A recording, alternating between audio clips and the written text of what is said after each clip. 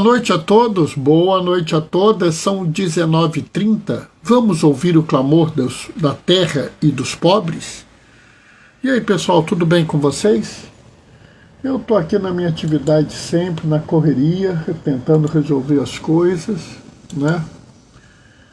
Fazendo muitas entradas, muitas saídas. Oi, Marli. Boa noite, paz e bem, né? Então, estou aqui nas minhas atividades, né? E tentando buscar, assim, organizar algumas coisas, né? Então, a gente vai preparando, né? Essa semana, né? A gente já está no tempo comum, né? Pronto, já cheguei aqui. E é muito gozado, né? Porque eu sempre falo isso no início do tempo comum, né? As pessoas meio que desprezam. Oi, Lena, boa noite, paz e bem. Dá-se tanta importância à Quaresma, ao Advento, ao Natal, à Páscoa. E assim meio que se despreza o tempo comum, né?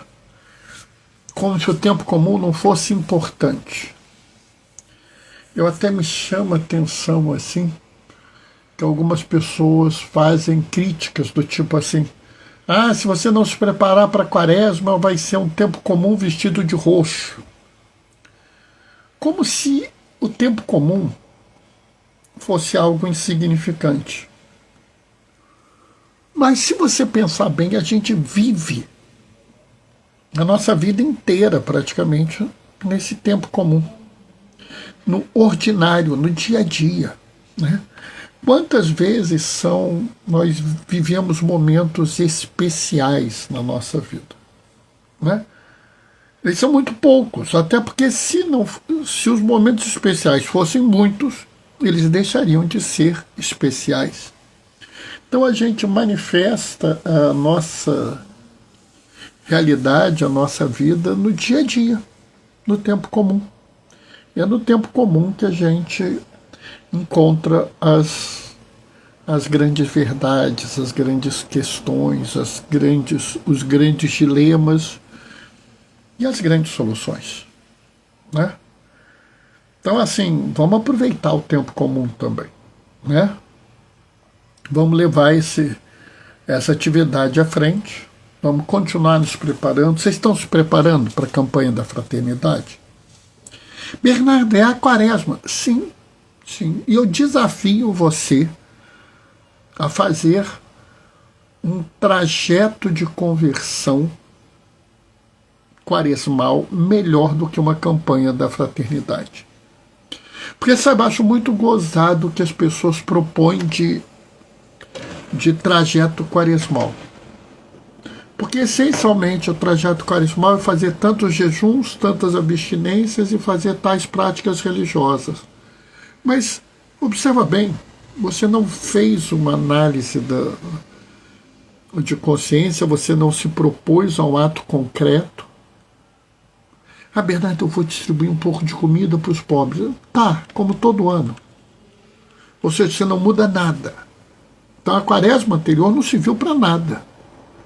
Agora, se você fizer a campanha da fraternidade, pelo menos refletir sobre aquele assunto e talvez fizer uma mudança na sua vida para aquela campanha por conta daquele tema, quantas mudanças você teria feito até hoje? Na verdade, fazer seguir uma campanha da fraternidade, refletir sobre a campanha da fraternidade e mudar um pouco a sua vida pela campanha da fraternidade é um modo de conversão muito mais eficiente que esses habituais que as pessoas falam. Bom, está na hora, vamos começar. O Senhor esteja convosco, Ele está no meio de nós. Proclamação do Evangelho de Jesus Cristo, segundo Marcos.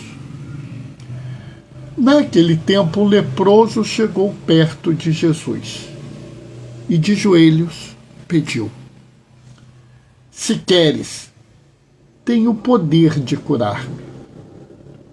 Jesus, cheio de compaixão, estendeu a mão, tocou nele e disse: eu quero, fica curado. No mesmo instante, a lepra desapareceu. Ele ficou curado.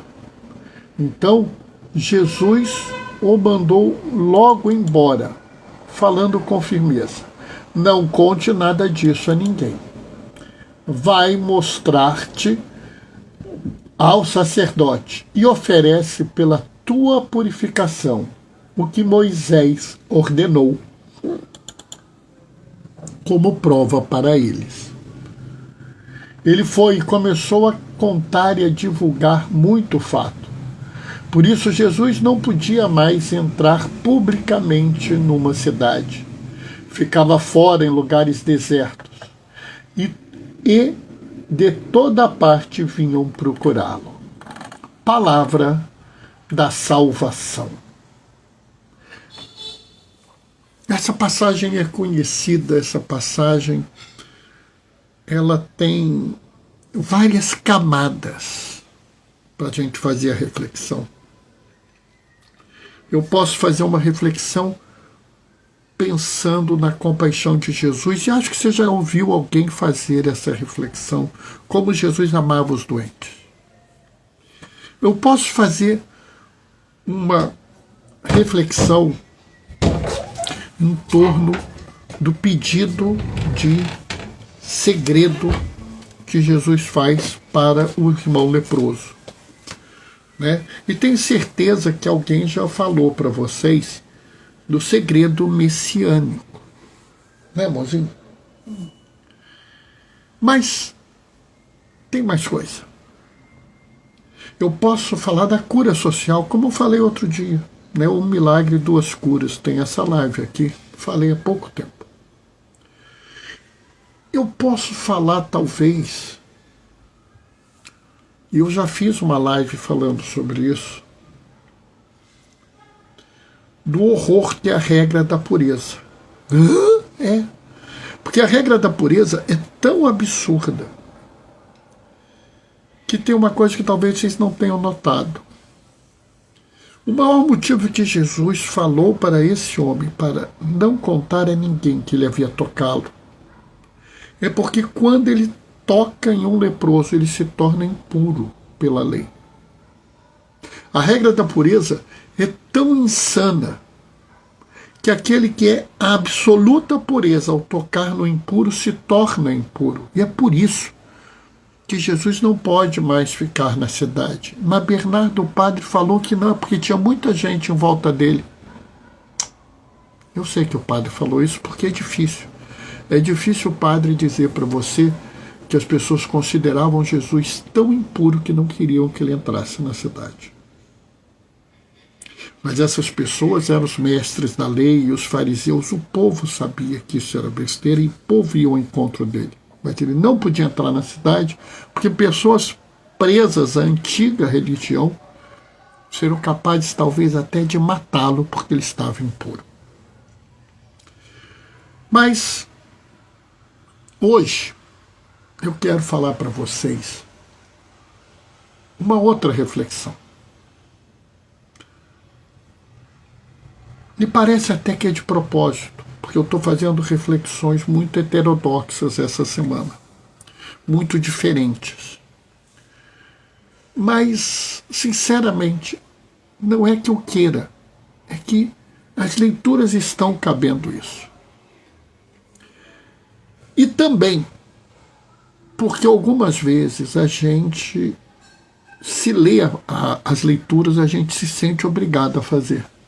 Então, se você pegar aqui na carta aos Hebreus, na primeira leitura, hoje, se ouvirdes a sua voz, né? Escutai o que declara o Espírito Santo. Hoje, se ouvirdes a sua voz, não endureceis os vossos corações. Como aconteceu na época da provocação. Se vocês ouvirem o Salmo, oxalá ouvisseis hoje a sua voz, não fecheis o vosso coração. Esse salmo, para quem faz a liturgia das horas, é conhecido, é o salmo invitatório. Não fecheis os... Hoje eu ouvi a sua voz, não fecheis seus corações, como em Meriba, como massa aquele dia. 40 anos, desgostou-me aquela raça e por aí vai. O apelo é que nós não fechemos o nosso coração. O apelo é que nós não tenhamos um coração duro. Aliás, tem até uma profecia de Isaías, não tem? Que a gente costuma ler na quarta-feira de cinzas. Vos tirarei esse coração de pedra e colocarei um coração de carne. Né? Sabe, é interessante, porque a fé te faz ter um coração mole. Né? Ah, Bernardo, você é coração mole. Como se ter um coração mole fosse um demérito, uma fraqueza, uma desvantagem. E hoje eu estou dizendo, ter um coração mole é uma vantagem. Ai de nós se não tivermos um coração mole. Ai de nós se não olharmos para aqueles que sofrem e sofrermos juntos. Ai de nós se olharmos para aqueles que sofrem, não nos entristecermos. Ai de nós se diante de um irmão necessitado não tentarmos cuidar deles. Ai de nós, frente a um irmão arrependido do mal que fez, nós não nos compadecermos, acolhermos e cuidar dele. Sabe, é muito interessante quando vem esse que é um leproso. O leproso era praticamente a criatura mais desprezada que existia, ou talvez fosse a mais desprezada, porque ninguém apedrejaria um publicano, mas certamente apedrejariam um leproso que se aproximasse das pessoas. Aliás, eles eram obrigados a vestir roupas desfiguradas, bater sinos ou gritar, lepra, lepra, para que as pessoas se afastassem deles. E esse homem tem uma fé profunda. Esse homem tem uma coragem extrema, porque ele pôs a vida dele em risco ao ir na direção de Jesus e se jogar aos pés dele. Ele facilmente poderia ser morto. Facilmente. Mas ele tinha coragem. Ele sabia que Jesus ia ouvi-lo. E quantas vezes nos falta coragem? Quantas vezes nos falta coragem de acreditar na misericórdia de Deus? Vira e mexe, eu ouço algumas pessoas falarem comigo, Bernardo, eu me confessei, mas eu acho que eu preciso confessar de novo. Por quê?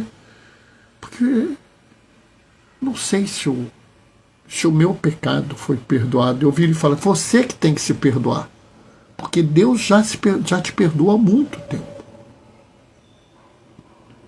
E eu fico pensando que essa dificuldade, essa falta de coragem de crer na misericórdia, no amor de Deus, se manifesta de outras formas. Quando nós também temos outras covardias na vida. Quando nós nos acovardamos diante de outras questões. E normalmente essas covardias são porque nós temos que defender as pessoas que precisam ser defendidas.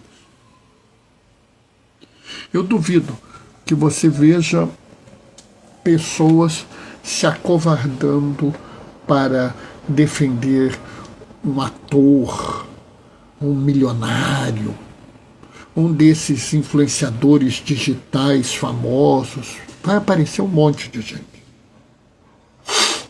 Vai aparecer um monte de gente querendo te provar que ele é inofensivo, que ele não falou mentira, que ele vai ter uma desculpa, porque esses são fáceis. Mas na hora de defender um irmão mendigo que está sendo atacado por policiais, um jovem que está sendo ofendido por um segurança, um preto que está sendo injustamente acusado de um roubo numa padaria, uma mulher que foi agredida várias vezes e que procura lá algum local sem coragem de dizer que está sendo agredida, mas com visíveis marcas da sua agressão. Aí nós nos acovardamos. E isso é sintoma dessa falta de coragem de reconhecer Deus. Porque se você reconhece o amor de Deus na sua vida, você irá amar as outras pessoas. Bernardo, isso é muito difícil, eu não vou conseguir fazer isso. Eu não disse que é fácil. Sabe, pessoal, eu não tenho coragem de cobrar uma conduta dessas de ninguém, porque é extremamente difícil. É extremamente arriscado. Eu diria que é quase uma loucura. Mas a verdade é que nós somos loucos. Nós acreditamos numa pessoa que é louca de amor, que é Jesus. Jesus é louco de amor. Eu não consigo pensar em pessoas fazerem o que Jesus fez, a não ser que ele seja absolutamente louco de amor. Porque a loucura do amor, ela nos permite fazer coisas que nós não faríamos por nenhuma outra coisa. Né? Eu não sei se é verdade, mas dizem que uma vez uma pessoa fez uma reportagem com a Madre Teresa de Calcutá e falou assim: eu estou olhando o que a senhora faz e eu não acredito que a senhora consiga fazer tudo isso. Eu não faria isso nem por $1 milhão. E ela virou e falou assim: por $1 milhão eu não faria. Porque ela fazia pelo amor que tinha as pessoas, porque conseguia ver Jesus naquelas pessoas. Mas tem uma outra frase que Jesus fala assim: eu quero, fica curado. Mas quase sempre as pessoas não prestam atenção numa outra frase que tem entre as duas falas. Jesus, cheio de compaixão. Ou seja, chegou lá aquele homem doente, aquele homem que era considerado um pecador terrível, aquele homem que era considerado impuro, aquele homem que era desprezado, aquele homem que era considerado totalmente errado, aquele homem que não tinha mais direito nenhum, aquele homem que as pessoas achavam pena que não morreu ainda. Ai, meu Deus do céu, lá vem aquele leproso desgraçado, morre, coisa.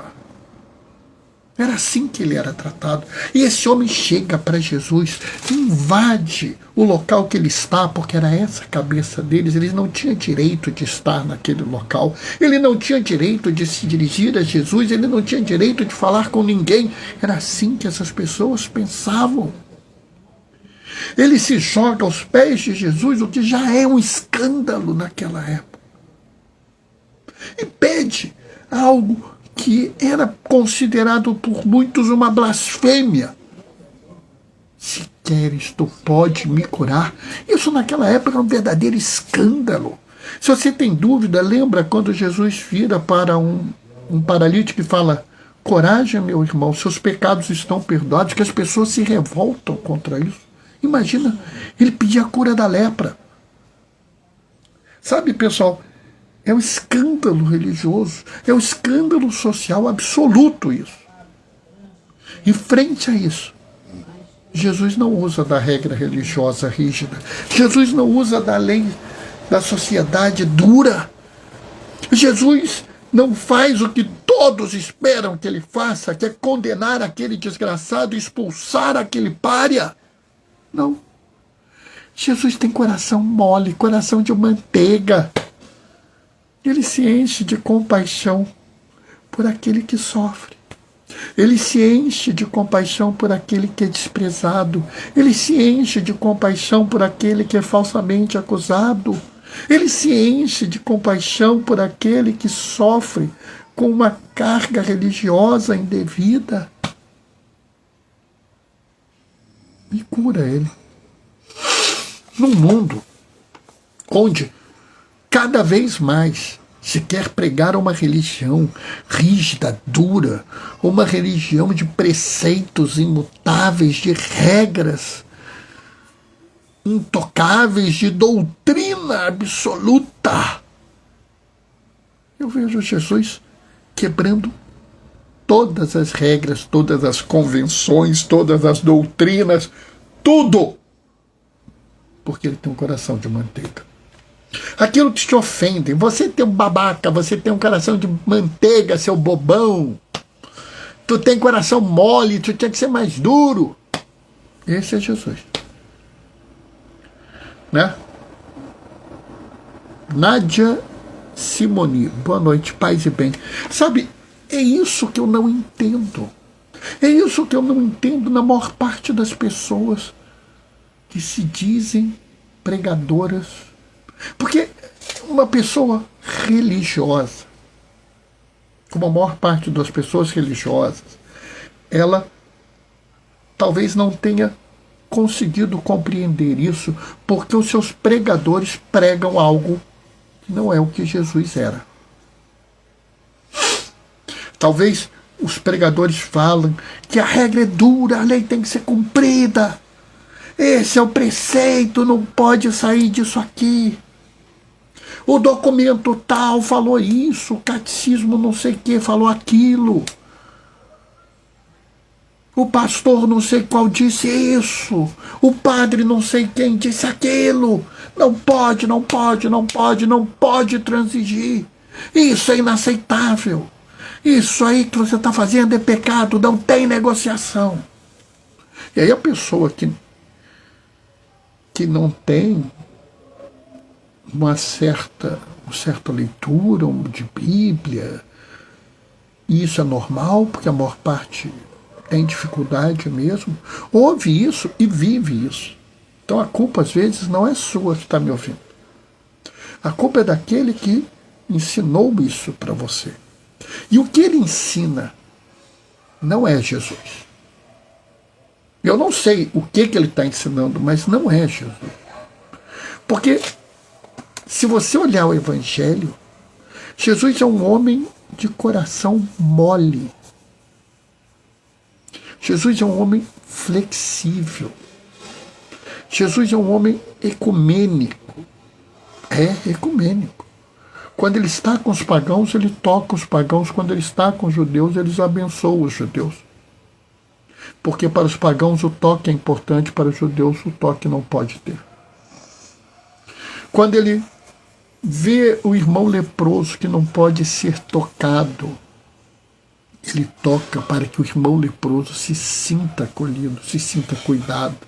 Jesus tem empatia, mas empatia num grau assim que a gente nem imagina. Sabe, de vez em quando algumas pessoas falam para mim: Bernardo, eu tenho tanto medo do julgamento divino. E eu falo: eu não tenho medo nenhum. Ah, Bernardo, mas você é quase santo. Não, não sou não. É porque eu sei quem é o meu juiz. É Deus. E Deus é amor. Eu sei quem é o meu advogado. É o Espírito Santo, que é o Espírito do amor. E eu sei quem é a minha testemunha. É nosso Senhor Jesus Cristo, o rosto misericordioso do Pai, que tem um coração mole, que me quer ao seu lado, mesmo que eu não mereça, mesmo que eu não tenha feito nada. Ele me quer ao seu lado. E Ele vai fazer tudo que puder para me ter ao lado dele. Porque Ele é um coração mole. E se for preciso, Ele está disposto a quebrar uma série de regras sociais, ditames religiosos, para curar e cuidar, proteger, amar, acolher e incluir uma pessoa desprezada. Aí eu pergunto, aí eu te questiono, você que segue Jesus, está disposto a fazer isso? Está disposta a fazer isso? Tudo bem, você não precisa assim chegar a uma atitude heróica, mas será que você não pode amolecer um pouco o seu coração? Ser um pouco mais flexível? Quebrar um pouco desses preceitos rígidos, dessas regras absolutas, para levar o amor a alguém, levar o cuidado a alguém, levar a esperança a alguém, levar o acolhimento a alguém, incluir uma pessoa, cuidar, proteger de alguém que precisa de você. Pensa nisso. No fim vai valer a pena. Amém? 19h57. Sabe, até o ano passado quase sempre acabava às 19h56. Né? Esse ano eu não estou conseguindo acabar às 19h56 e era gozado porque eu não olhava o relógio. Eu falava e acabava às 19h56. Atualmente estou falando um pouco mais. Provavelmente porque as minhas reflexões esse ano estão um pouco diferentes. Se elas estão boas ou se elas estão ruins, eu não sei. Eu até gostaria que, se você que está assistindo ou que vai assistir essa live me desse uma opinião. Bernardo, tá bom, tá ruim, tá diferente. Bernardo, gostei da sua reflexão. Bernardo, nunca havia pensado nisso. Sabe, me passa alguma coisa. Né? E se você algum dia quiser vir participar da live e quiser dar a sua opinião durante a minha fala, quiser falar sobre essa leitura, quiser refletir comigo, ou até discordar de mim, tem aqui uma maquininha que parece uma câmerazinha de filmagem, tem um sinalzinho de mais, aperta. Diz assim, eu quero falar, e aperta isso. Então eu vou dividir a tela com você. A gente vai fazer a live juntos. Tá? Eu estou sempre disposto a ouvir outras pessoas. Tá? Bom, essa foi a reflexão de hoje. Amanhã tem live às 19h30, mas hoje eu vou fechar dando a minha bênção. O Senhor esteja convosco, Ele está no meio de nós. Por intercessão de Vicente de Paulo, desça sobre vós e permaneça para sempre a bênção do Deus Todo-Poderoso no amor. Ele que é Pai, Filho e Espírito Santo. Amanhã, 19h30, a gente se vê. Até lá. Beijos e bênçãos. Tchau, tchau. Vamos fechar.